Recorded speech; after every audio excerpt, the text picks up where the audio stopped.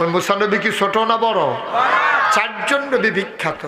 একজন হলো মূসা, ঈসা, তারপরে দাউদ, আরেকজন হলো নবী মুহাম্মদুর রাসূলুল্লাহ। মূসা নবী অনেক বড় নবী।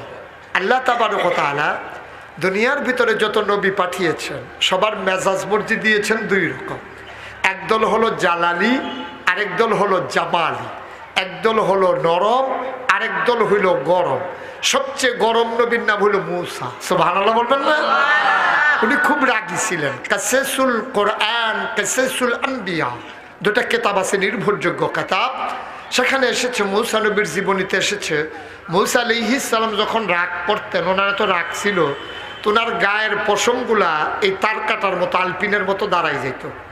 আমাদের দেশে যত রাগী মানুষ হোক তে থরথরাইয়া কাফে মুহ কথা লাগে, দমক দিতে লোকে তার ঠুটো বেড়াইয়া বাড়ি খেয়া লাগে না, এইরকম আছে। সেতের ঠেলা তার শৈল কাফে, গাল কাফে, চোখ বড় হয়, কপালও গাম জমে। কিন্তু এইরকম সেতা মানুষ কি বাংলাদেশও দেখছে? যে এবার সেতের লগে লগে এবার গায়ের ফসমডি আলপিনের মতো দাঁড়াই যায়, এমন দেখছে? কথা কয় না। দেখলে কইবেন, নইলে না কইবেন, অসুবিধা কি? দেখছেন এরকম? এইরকম কোনো মানুষ নাই। কিন্তু মূসা নবী ছিল এইরকম। উনি যখন রাগ করতেন তার গায়ের পশমগুলা দাঁড়াই যেত। উনি সবসময় দুইটা পাঞ্জাবি গাও দিয়ে আটতেন। তো আমরা তারা দিয়ে রাগ হইলে এই গরম লাগলে পাঞ্জাবি গাও দেয় না, খুললে আরে একবারে এই খান বংশের তারাও দেখবেন যে গরমের ভিতরে রাস্তার জায়গায় ঠান্ডা লাগানোর লেগে, তাইলে গরম লাগলে পাঞ্জাবি খুলনের না কথা, এবার দুই পাঞ্জাবি গাও দেয়। কারণটা কি? কারণ হইল যে উনি যখন একটা পাঞ্জাবি গাও দেয়, রাগের ঠেলায় পশমগুলো যখন দাঁড়াই যায়, পাঞ্জাবির বাড়ুই যায়, পাঞ্জাবির বাইরে দিয়ে আরেকটা গায়ে দেয় ঘুরনের লেগে। সুবহানাল্লাহ বলবেন না? মূসা নবীর এমন রাগ, ওনার কাছে আজরাইল আইছে।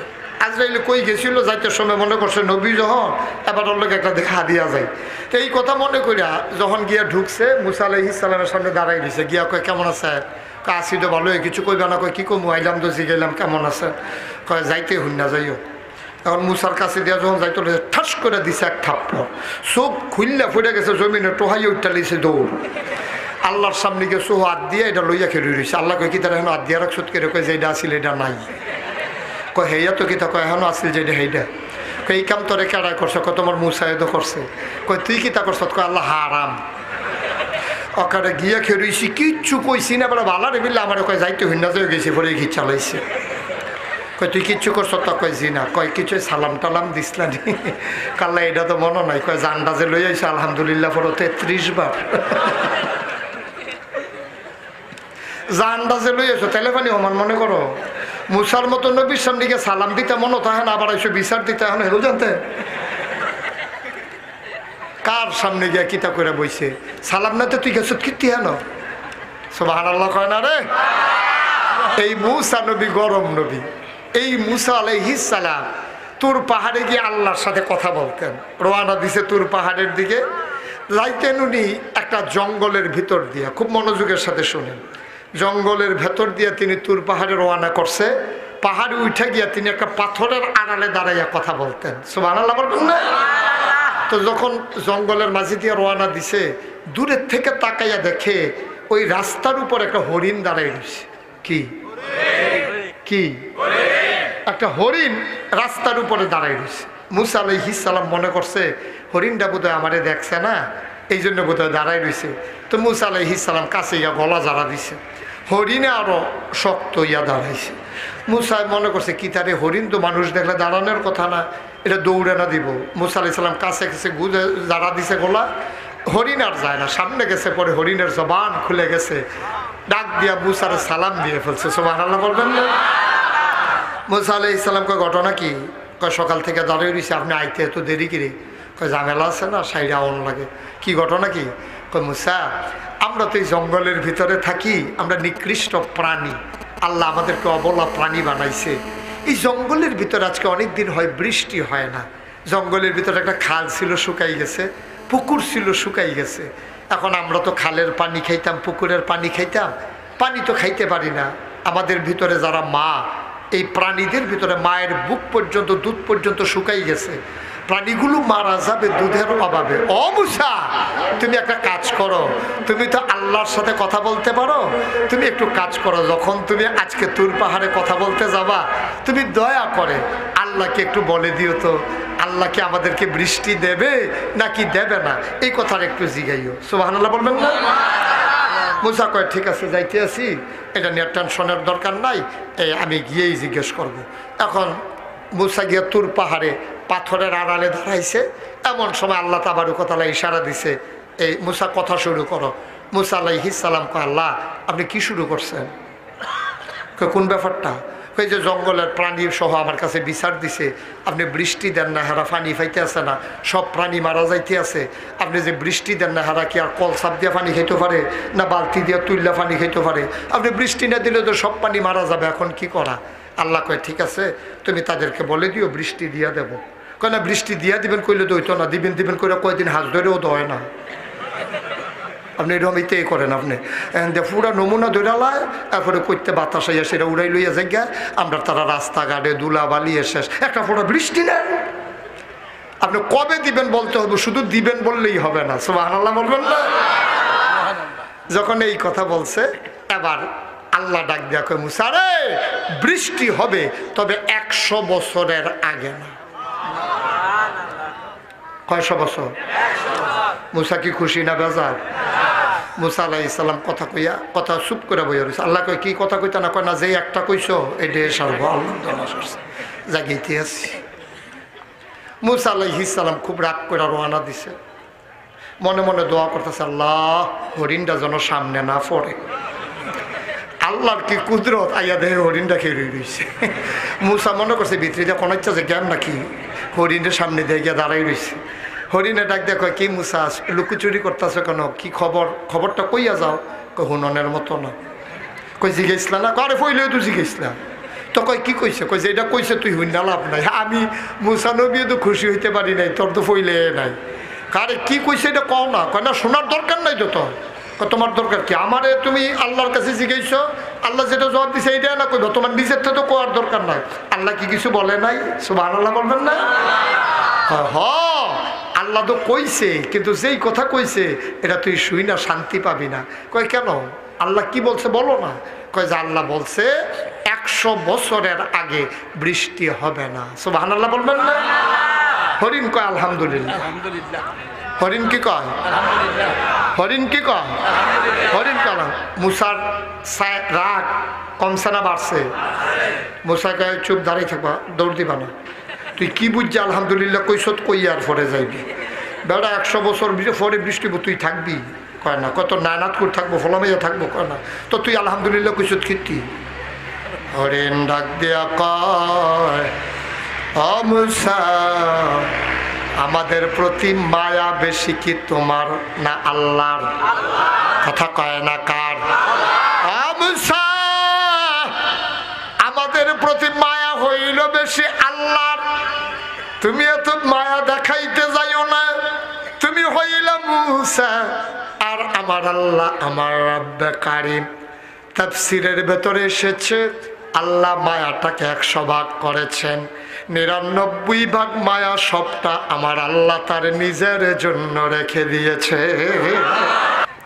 99 ভাগ মায়া আল্লাহর কাছে, আর 1 ভাগ মায়া আল্লাহ 18,000 মাখলুকাতকে দিয়েছেন রে মুসা। এই 1 ভাগ মায়া পাইয়া তুমি এমনি মায়া আমারে দেখাও। 1 ভাগ মায়া একজনের অন্তরে আর কটুক পড়ছে, সামান্য একটু ছোঁয়াইছে, এটা পাইয়েই তুমি মায়া দেখাও। 99 ভাগ মায়া আল্লাহ তার নিজের জন্য রেখে দিয়েছেন। সুতরাং আল্লাহ মায়া করে বলেছে 100 বছরের আগে বৃষ্টি হবে না। শুনতে যেমনই শোনাক, হিসাব মিলুক আর না মিলুক, আমি বিশ্বাস করি আল্লাহর এই জবাবের ভেতরে কোনো না কোনো একটা লাভ আছে। এই জন্য আমি পড়ছি আলহামদুলিল্লাহ। মুসা মনে মনে কয়, হরিণ বুঝলো, আমি তো বুঝলাম না, আমি তো আলহামদুলিল্লাহ বলতে পারলাম না। হরিণ তো ঠিকই আলহামদুলিল্লাহ বলল, মুসার মনটা বড় খারাপ, মাথা নিচু করে তার ঘরে ঢুকে গেলেন। মূসা ঘরে যাবেন, উঠানে যাওয়ার পরে দেখেন উত্তর পশ্চিম কর্নার অন্ধকার হয়ে গেছে। মৃদুমন্দ বাতাস শুরু হয়ে গেল, টিপ টিপ বৃষ্টির ফোঁটা শুরু হয়ে গেল। উঠান থেকে কোনো মতে দৌড়ে ঘরে ঢুকলেন। বৃষ্টির রিমঝিম বরিশন ধারা, একেবারে শুষ্ক জমিন, তপ্ত জমিন সুপ্ত হয়ে গেল। ধুলাময় পৃথিবী কত স্নিগ্ধ হয়ে গেল। গাছেরা মনে মনে হয় আনন্দে নাচতে শুরু করেছে। মূসা ডাক দেয়া কয়, আল্লাহ ও আল্লাহ, আমার এই শরমটা দিয়া কি লাভ হইল? তুমি কইলে 100 বছরের আগে বৃষ্টি হবে না, ঘরে ঢুকতাম বললাম না, শুরু করাই দিয়েছো। এটা কইলে দইতো দিলা কি আল্লাহ, কইলেই বা কি আল্লাহ বুঝলাম না। আল্লাহ ডাক দেয়া কয়, মূসা রে, মূসা 100 বছর পরেই বৃষ্টি হওয়ার কথা ছিল, কিন্তু এটা শোনার পরে হরিণ যখন বলছে আলহামদুলিল্লাহ আলহামদুলিল্লাহ শোনার কারণে আমি আল্লাহর প্রেমের দরিয়ায় ঢেউ শুরু হয়ে গেছে।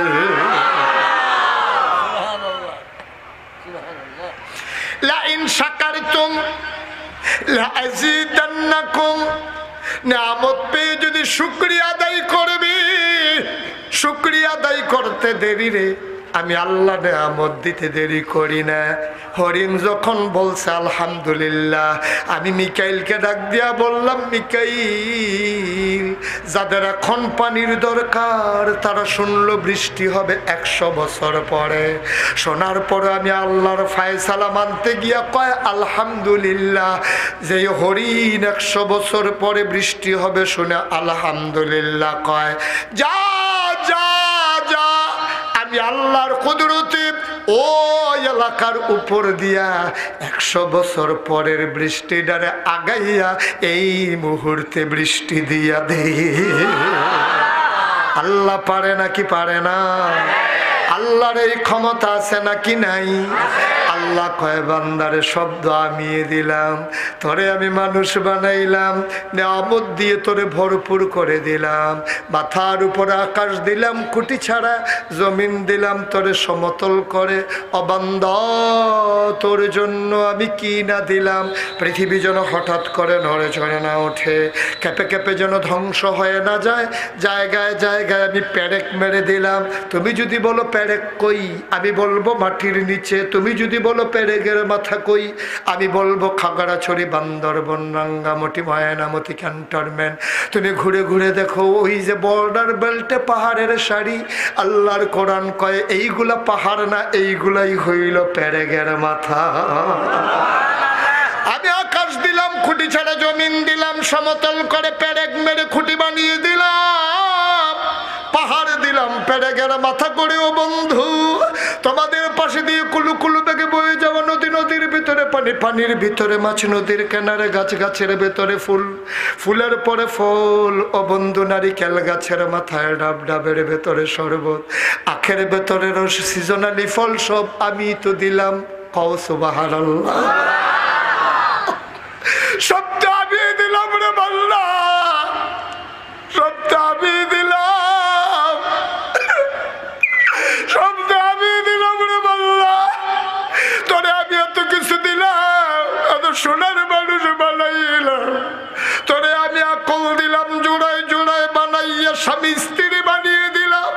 সেই জায়গা থেকে তোরে আমি সন্তান দিলাম, মধুর মিলনের ব্যবস্থা করে দিলাম। বাবার পিঠ থেকে, মায়ের বুক থেকে 2 ফোঁটা সাদা পাক পানি সবেগে নির্গত হয়ে মায়ের ইন্টেন্সিভ কেয়ার, মায়ের সুরক্ষিত দুর্গ রেহেবের ভিতরে এক করে দিলাম। মেডিকেল সায়েন্স বলে, অবন্ধু চিকিৎসা বিজ্ঞান বলে, 2 ফোঁটা নাপাক পানির ভিতরে থাকে শুক্রাণু আর ডিম্বাণু। পুরুষের নাপাক পানির ভিতরে শুক্রাণু, মহিলার নাপাক পানির ভিতরে ডিম্বাণু। অবান্না তোরে আমি কি দিলাম? ওই 2 ফোঁটা নাপাক পানি একসাথে করে মায়ের ইন্টেন্সিভ কেয়ার, মায়ের রেহাবের ভিতরে একসাথে করে দিলাম, জীবনের পয়দা করে দিলাম। ফোঁটা পানি রক্ত বানিয়ে দিলাম, রক্তের ফোঁটা গোশতের টুকরা বানিয়ে দিলাম, প্রলম্বিত করে দিলাম। হাত পা নাক কান চোখ মুখ দিলাম, গোশতগুলো চামড়া দিয়ে প্যাকেট করে দিলাম, হাড্ডির একটা স্ট্রাকচার বানিয়ে দিলাম। ওই কঙ্কালকে আমি গোশত দিয়ে ঢেকে চামড়া দিয়ে প্যাকেট করে ওই আঙ্গুল যেন তুমি নাড়াতে না পারো, চোখের পলক যেন তুমি ফেলতে পারো। এই জন্য তোমার মাথা থেকে পায়ের তালু পর্যন্ত রগরেশা ফিট করে দিলাম।